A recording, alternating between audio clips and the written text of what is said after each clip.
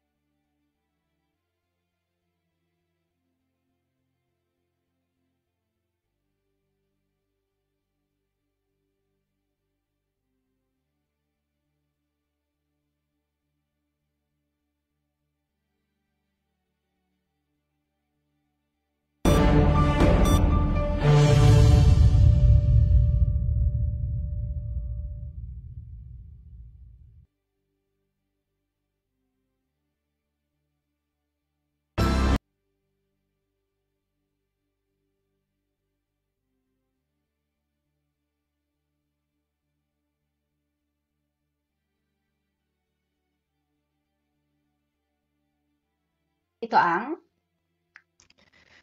Let's Pray Let's Pray Pilipinas, Pilipinas, live in Metro live Manila. in Metro Manila.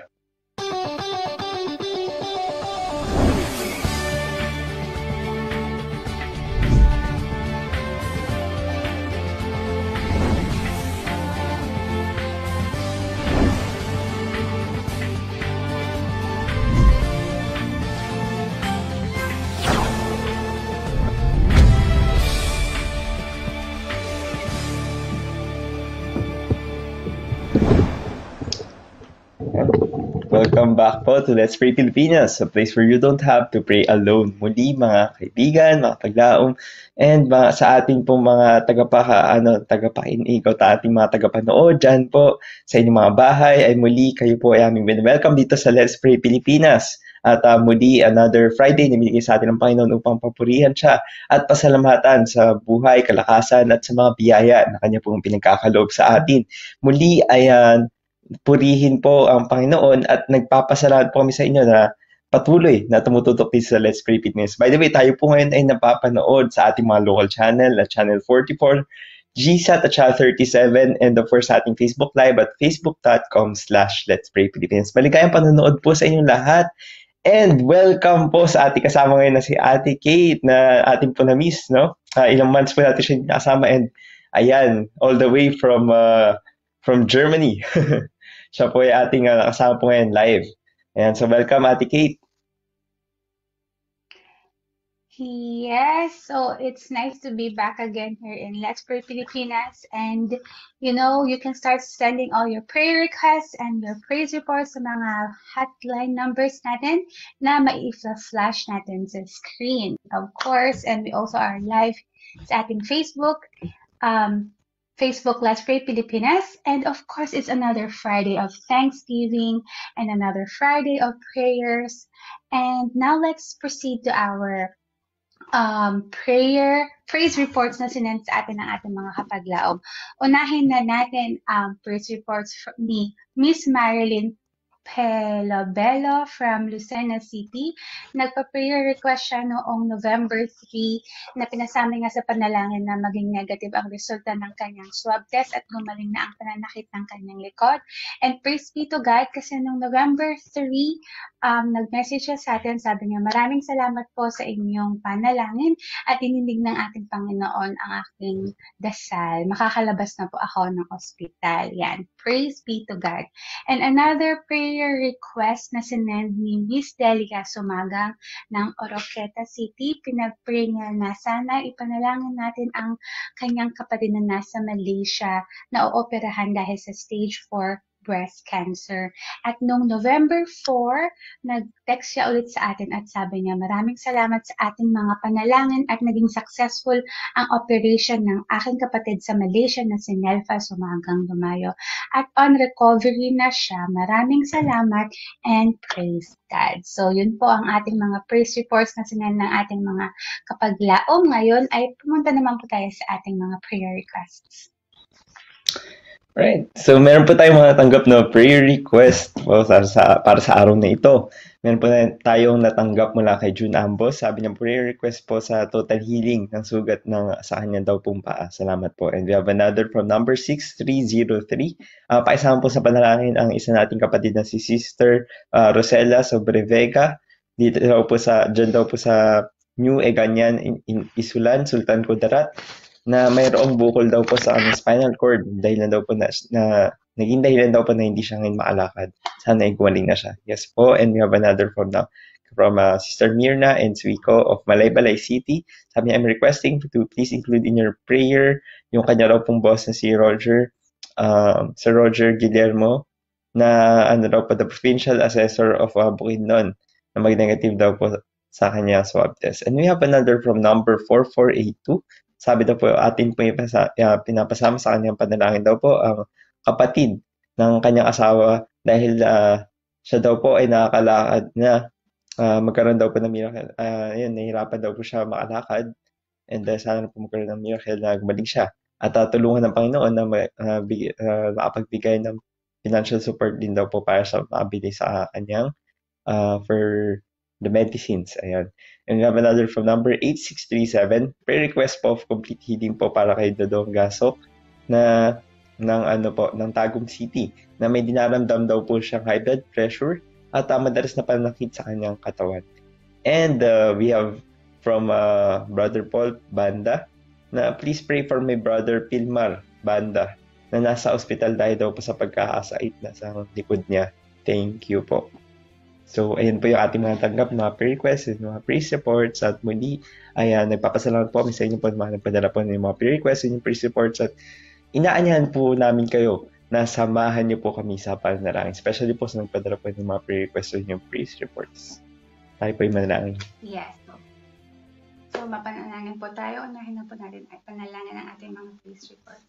Let's pray. Lord God, nagpapasalamat po kami sa magandang araw na binigay niya sa amin. Indeed, Lord, you are worthy to be praised. You are the God of all creatures that you have created, Lord. Especially, Father, you are the greatest physician among us, especially for healing our kapaglaong who ask for healing, Father. Thank you so much for healing our kapaglaong from Oroqueta and especially her sister, Lord, na naoperahan po sa Malaysia. Sana po si Sister Nelfa po ay tuloy-tuloy na ninyo po siyang pagalingin at tuloy-tuloy pong i-touch po siya with your healing hand. Salamat din po sa negative result ng aming kapatid, kung saan po na sana po ay tuloy-tuloy po siyang magsilbi sa inyong sa pagiging faithful steward po sa kanyang buhay. Maraming salamat po sa mga blessings na binigay niyo sa amin sa pang-araw-araw. Ito po ang aming samot dalangin sa matamis sa pangalan ni Jesus. Aming Diyos, sa pagpapatuloy, kami po nagpapasalamat patuloy sa inyo pong kabutihan, sa inyong kadakilaan. At narito po kami, inyo pong mga anak, na lumalapit sa inyo sapagkat sa aming mga sarili, wala po kaming kakayahan, wala po kaming lakas sa aming sarili. Lahat po ay nanggagaling sa inyo. Kaya lumalapit po kami at amin po dinudulog sa inyong paanan ang aming mga kapatid na humihingi ng kanila pong mga kanilang prayer request. Ama namin Diyos ay nawa, tulungan po sila. Nilapit po namin ang aming kapatid na si Brother June, na siya po ay meron pong karamdaman sa kanyang pong paa, meron pong problema. Muli kayo niyo pong patuloy na tumulong sa kanya.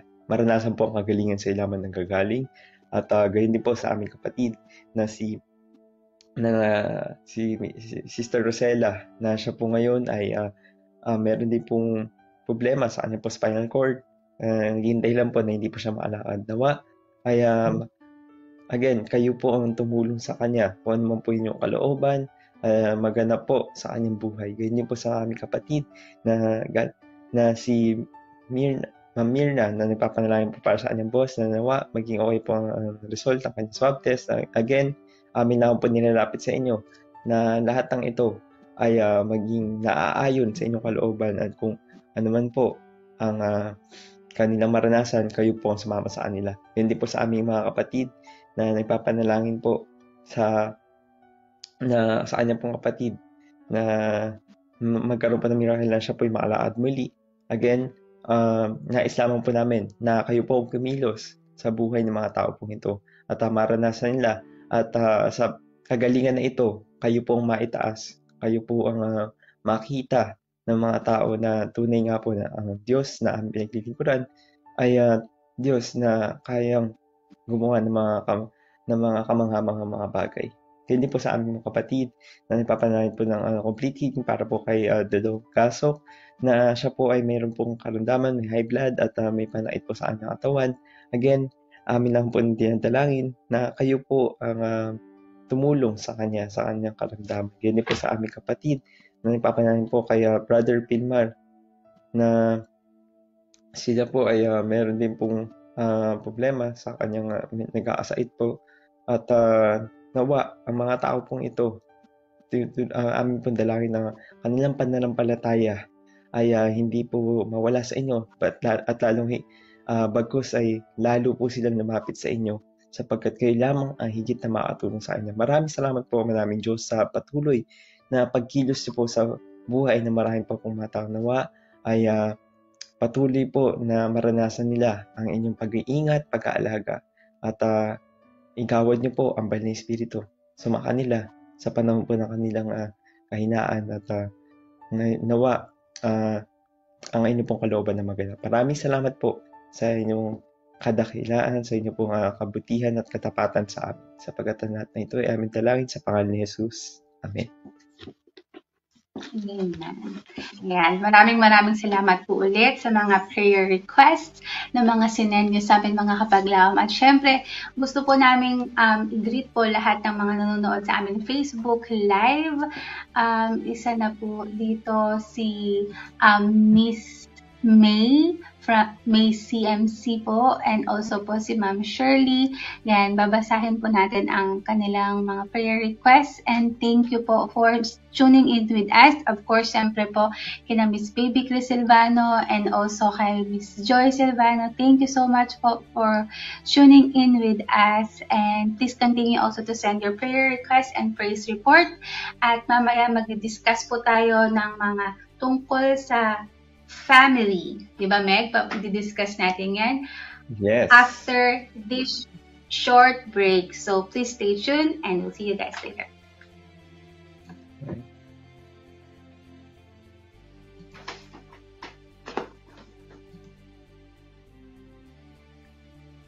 COVID-19 is a highly infectious respiratory disease caused by a new coronavirus. But how can we protect ourselves and our community from getting and spreading COVID-19? Well, here are the common signs of infection, and it includes respiratory symptoms like fever, coughing, shortness of breath, and breathing difficulties. In more severe cases, infection can cause pneumonia, severe acute respiratory syndromes, kidney failure, and even death. The standard recommendations to prevent infection spread includes regular hand washing, covering your mouth and nose when coughing or sneezing, wearing face masks, eating healthy food, and drinking plenty of water. Now remember, prevention is always better than cure. Difference it says in Isaiah chapter 41 and verse 10, "So do not fear, for I am with you, and do not be dismayed, for I am your God. I will strengthen you and help you. I will uphold you with my righteous right hand."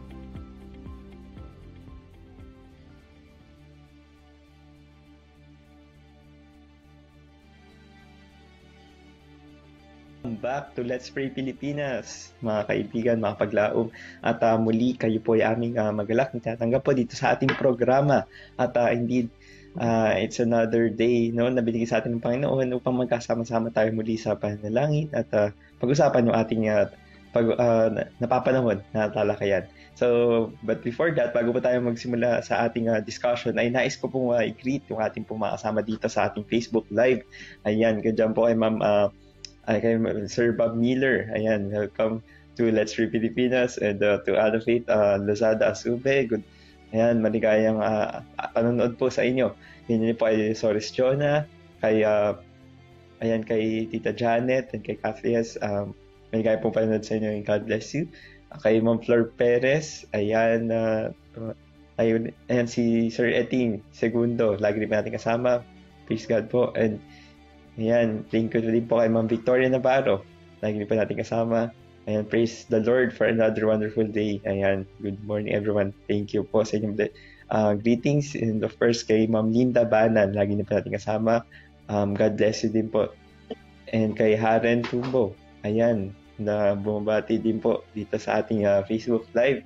So ayan, may mga nakita po mga bagong friends and ating regular din, si Ma'am Erlinda Villaferte. Ayan, maligayang panonood po. Kay Sister Ana Lindar, ayan, watching from Aklan. So ayan, God bless po sa inyo dyan po sa Aklan. And of course, si Ma'am Joy Silvano, Solar Evorango, lagi na rin po natin nakasama. Si Ma'am Shirley Digno, ayan po, maligaya pong panonood. Happy Preparation Day. Ayan, so may mga praise report po siya. And ganun din po sa may mga prayer request din po tayo natanggap for this morning. And ayan, mamaya po, di ba, Ate Kate, ay atin pong i-address yung mga yan. Isa-isa. Yan, later on. Yes. So, yan, maraming salamat po sa mga pagsubaybay nyo at sa pagsuporta pa rin po sa Let's Pray Pilipinas. And of course, tuloy-tuloy pa rin po kami tumatanggap ng inyong mga prayer requests at pwede nyo pa rin po yung isend sa ating mga prayer hotlines na maipa-flash po sa ating screen. At sana po tuloy-tuloy nyo po kaming suportahan mula Lunes, mula Linggo hanggang Sabado dito sa Let's Pray Pilipinas. Yes. So, ayun ang araw-araw meron pa tayong Let's Pray Pilipinas. But anyway, meron tayong topic ngayon, no, na very, again, relevant topic ito, I believe. So, especially sa ating kasama ngayon. So, ayan, without any further ado, let's go straight doon po sa ating topic. So, syempre, di ba, working, may mga kapatid tayo dyan na nagtatrabaho. Actually, may mga binabasa tayo minsan sa comment section na galing pa sila sa Dubai, meron pa galing sa Saudi Arabia, and kung saan pang parts ng mundo. And they are far away from home. So, and even, ayan, si Ate Kate ay actually nagwo-work sa Germany. So, what are your challenges working away from your family? Challenges. Ang pinaka-challenge is pag nagkasakit ang family member, tapos malayo ka sa kanila. That is a very big challenge. Because apart, you're not physically there, kahit gusto mo sana silang tulungan, all you can do is the greatest help you can give them, the prayer ka lang talaga. Pero of course, syempre, ang hirap ng, you'll very feel lonely and it feels a little bit helpless kasi wala ka doon, you know, na gusto mo silang tulungan, you wanna comfort them with your presence. But then, pag mga ganong times, so, all you have to do is just kneel down, pray, and ask God to be with them during during those very difficult times. So yun yung isang challenge na hirapan ako pag naririnig ko na may sakit sila o kaya na-aksidente sila, ganyan. It's a very difficult for me to know that I'm not there, lalong-lalo na pag it's a difficult situation. So, yun yung challenge ko. Another challenge na narinig ko from a friend is yung loneliness. Ganon. Because they are very close with the family. So, talagang loneliness yung nararamdaman niya na nahihirapan siya na hindi niya kasama yung pamilya niya. So, yun.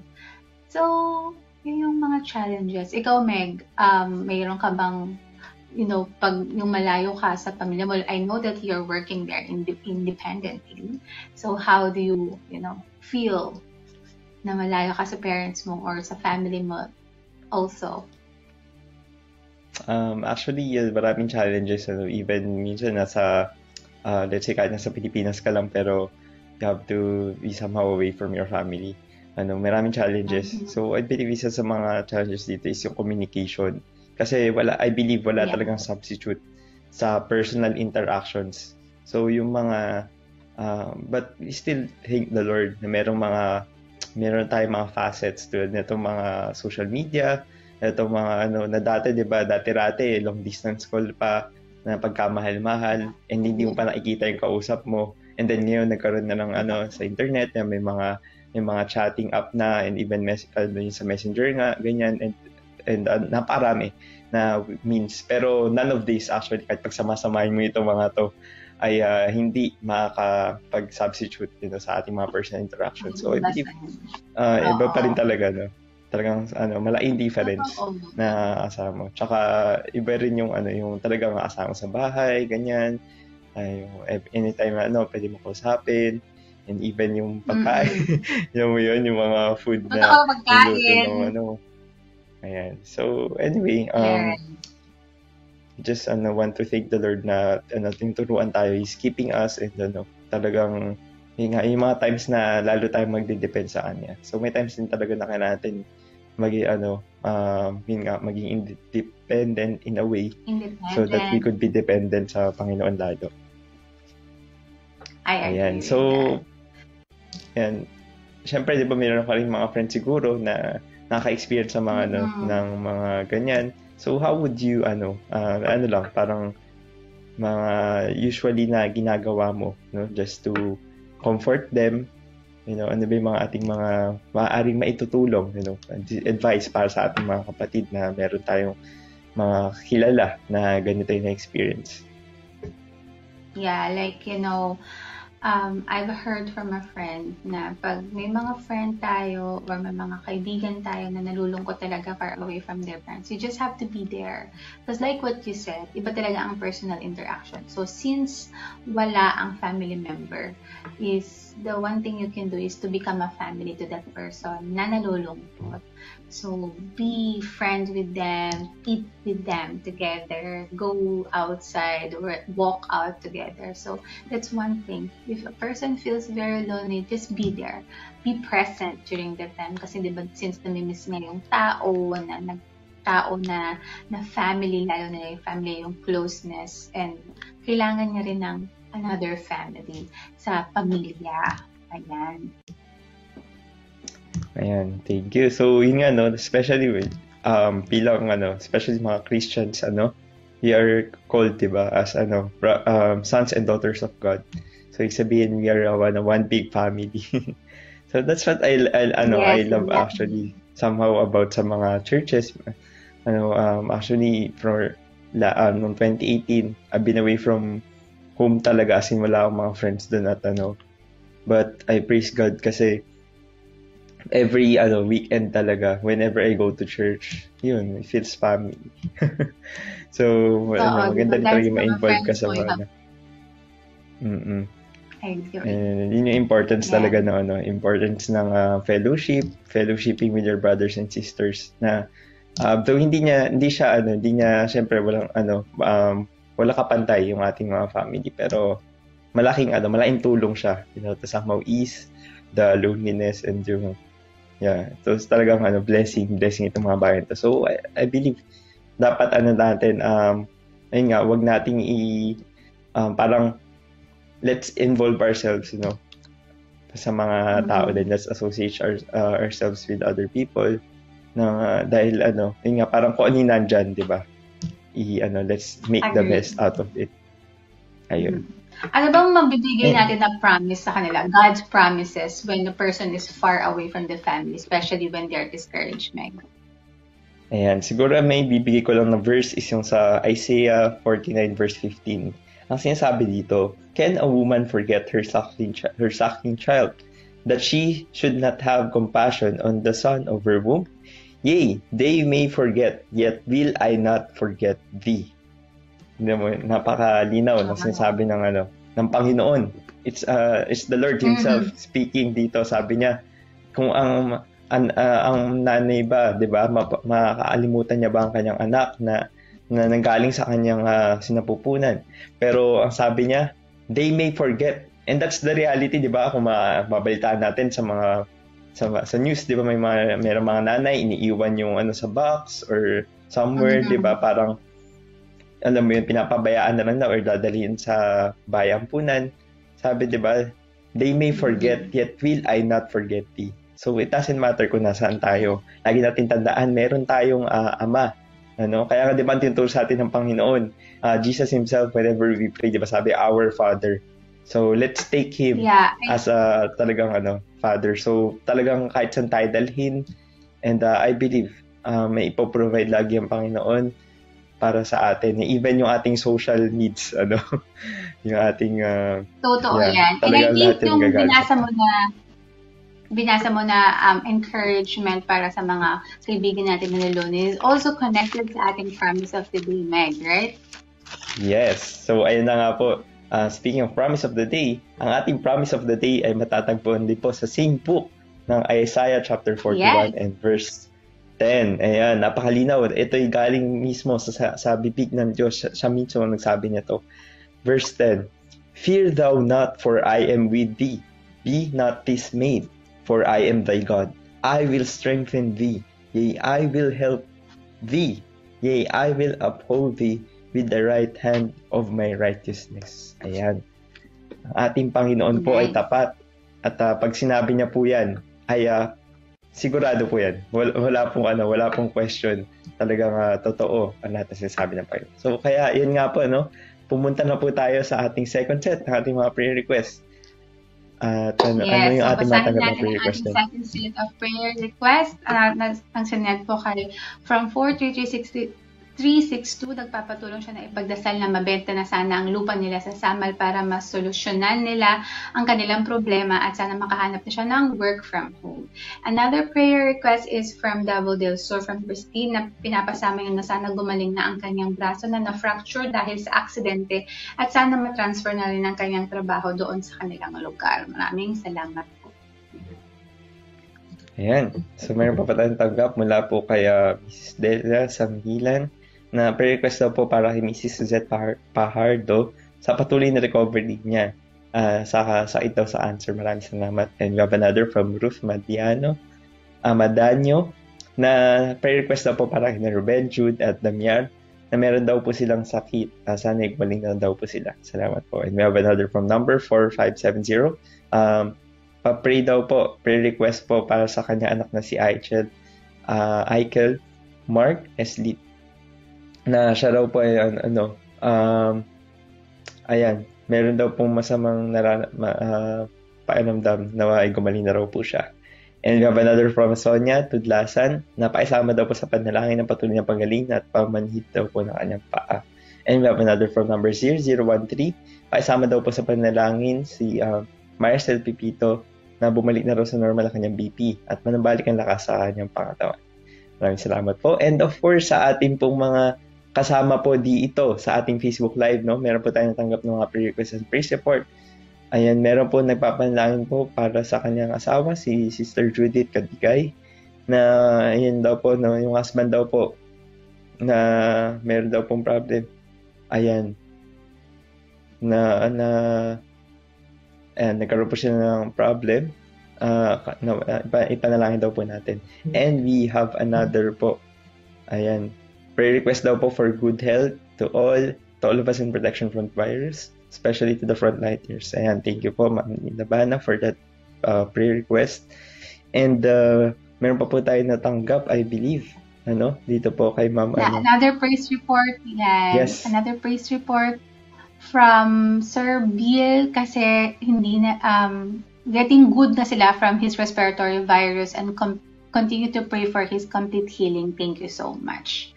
Ayan. So, let's pray, Meg. Panalangin natin lahat ng ating mga prayer requests at ang ating mga praise reports. Okay? Let's pray. Lord, thank you so much for this blessing of time of prayer. Maraming salamat po sa mga binigay niyong answered prayer sa aming mga kapaglaong na hinil niyo sila. At Lord, pinapanalangan po namin lahat ng mga prayer requests nila, lalong-lalo na po sa mga problema na nararamdaman nila, mga problema nga pagsubok sa buhay nila. Sana po ikaw po ang sumulusyon at ikaw po ang magbigay ng solusyon para sa kanilang mga problema na sana po lahat ito ay malagpasan nila. Ito po ang aming samot dalangin sa pangalan ni Jesus. Amen. Our dear Heavenly Father, again, we would like to come unto you and we would like to claim your promise, for you have said it, and you are a God who cannot deny yourself. You are a faithful God, and you are true to your words, dear Father. So that's why we are here, and we would like to come unto you, pleading for our brothers and sisters. You have heard the plea of our of these friends, whether be it physical condition, physical health, or regarding their families, or regarding our spiritual condition. Dear Father, you are the only one who could help us more than anyone else in this world. Dear Father, please, I just plead that may we receive your spirit, the peace coming from you, that amidst all of these crises that are going on, amidst this storm, we may find peace in you. So, because you are with us, and in your presence may be upon us. Dear Father, thank you so much for reminding us of this, that of your faithfulness, of your love towards us, that even if we don't deserve, yet you have freely given, you have so willingly been giving to us. Thank you, dear Father, for the things that you have done and the things that you're about to do. For all these things we ask in Jesus' mighty name, and for his sake we pray. Amen. Amen. So, nagpapasalamat po kami sa pagsama po dito sa Let's Pray Pilipinas, at gusto po namin iwan ang reminders po from Ellen G. White. Meg? Ayan, so sabi nga dito, parents should never lose sight of their own responsibility for the future happiness of their children. The parents can sympathize with the children and pray for and with them, that God will shield and guide them. And we have another dito, sabi dito, our obligation to our parents never ceases. Love for them and theirs for us is not measured by years or distance, and our responsibility can never be set aside. Let parents and children bear this in mind every day, relating themselves to one another as member of the family of God. No circumstances, no distance can separate us from the Heavenly Father. Yan. So once again, thank you so much po for joining in with us, at maraming po salamat sa pagpapadala ng inyong mga prayer requests at praise reports. At tuloy-tuloy lang po namin tatanggapin yan dito sa Let's Pray Pilipinas. Yes, kaya po patuloy na magpadala kayo ng mga prayer requests and praise reports sa mga numbers na nakikita nyo po sa inyong screen sa format na name/location, and of course sa inyong prayer requests and yung praise reports. Muli mga kaibigan, samahan nyo po kami muli sa susunod na Biyernes dito lamang sa programa na kung saan sa panalangin ay lagi kami kasama. Ako po si Miguel Villanueva na nagsasabing, seek ye the Lord while he may be found. Call ye upon him while he is near.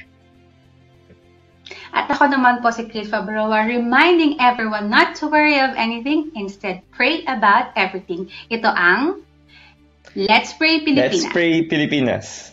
Where you don't have to pray alone.